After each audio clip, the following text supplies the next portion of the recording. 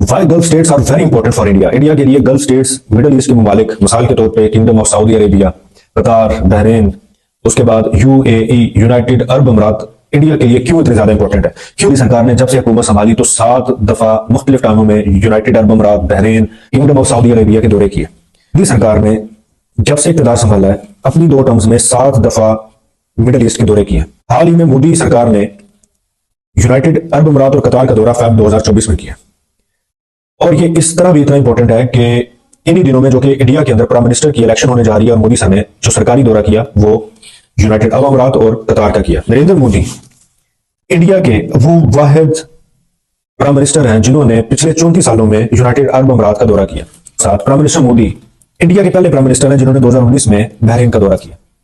मोदी सरकार की जो स्ट्रेटेजिक प्लानिंग है गल्फ स्टेट की तरफ, उसकी इसलिए इंपॉर्टेंस है, वो इसलिए गल्फ स्टेट्स मोदी सरकार के लिए इंपॉर्टेंट है क्योंकि एनर्जी, ट्रेड और 8.8 मिलियन इंडियंस जो हैं वो गल्फ स्टेट के अंदर जॉब्स कर रहे हैं और वो फॉरेन रेमिटेंस देते हैं।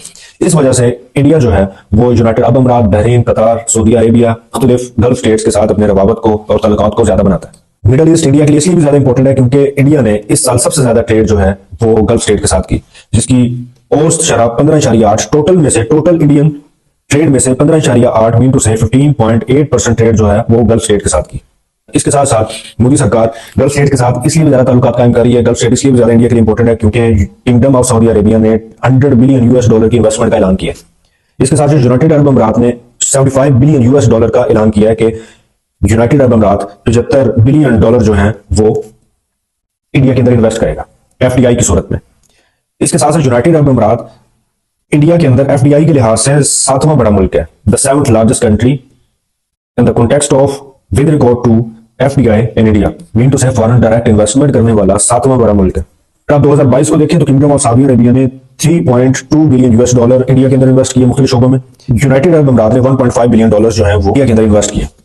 प्रोस्पेक्ट्स के अंदर भी इन ममालिक की आपस के अंदर काफी ज्यादा बायलैटरल और ट्राइलैटरल रिलेशनशिप के लिए एक खास विवेट को रखा जा सकता है।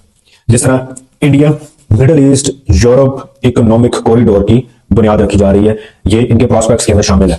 इसके साथ साथ इंडिया के लिए मिडिल ईस्ट मीन टू से गल्फ स्टेट्स इसलिए भी इंपॉर्टेंट है क्योंकि इंडिया यूनाइटेड अरब अमीरात से पेट्रोलियम, कुछ precious metals, stones, jewellery, gems और केमिकल्स जो है वो मंगवाता है।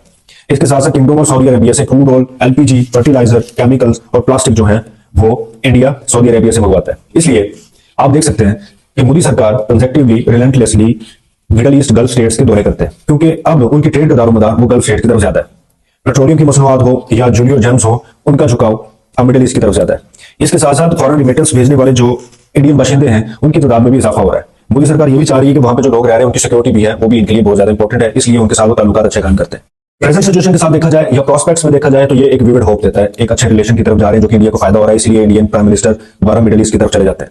इंडिया के लिए एक स्ट्रेटेजिकली और इंडिया के लिए इकोनॉमी के हिसाब से, फाइनेंस के हिसाब से, ट्रेड के हिसाब से ये एक खास अहमियत रखता है। लेकिन इसके चैलेंजेस बहुत ज्यादा हैं। जब तक इजराइल और पैलेस्टाइन वॉर खत्म नहीं हो रही, इंडिया के जो फ्यूचर प्रोस्पेक्ट्स हैं, इंडिया के जो इकोनॉमी के हिसाब से फ्यूचर प्रोस्पेक्ट्स हैं, ट्रेड के हिसाब से, कॉरिडोर के हिसाब से, उसके ऊपर बहुत बड़ा सवालिया निशान है।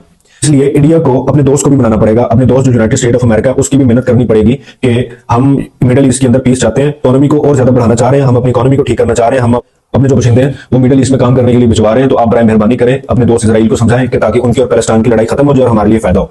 इसी सूरत इंडिया का जो ख्वाब है वो पूरा हो सकता है। अदरवाइज जब तक पैलेस्टाइन और इजराइल